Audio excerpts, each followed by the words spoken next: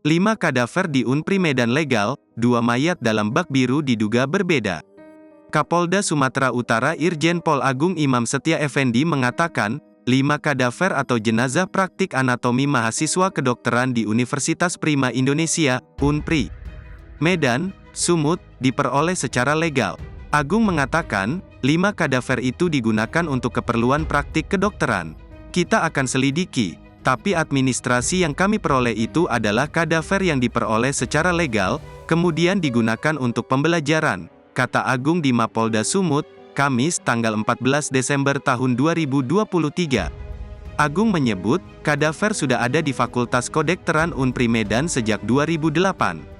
Untuk itu, Agung meminta masyarakat tidak salah paham terhadap persoalan tersebut. Terpisah, Kabid Humas Polda Sumut Kombes Hadi Wahyudi mengatakan proses penyelidikan di Unpri belum dihentikan. Kata Hadi, penyidik masih perlu memfaktakan apakah mayat di dalam boks biru lantai 9 bagian dari 5 mayat di lantai 15. Ada 5 dinyatakan sebagai kadaver. Kemudian tentu polisi juga sikapi adanya video yang viral. Sekarang video viral itu apakah itu bagian 5? Itu masih proses penyelidikan, tapi bisa dipastikan bahwa yang ditunjukkan 5 jenazah itu kadaver, ungkap Hadi Wahyudi. Sebelumnya, viral video 2 diduga mayat tanpa identitas ditemukan di lantai 9 kampus Universitas Prima Indonesia, Unpri, Medan.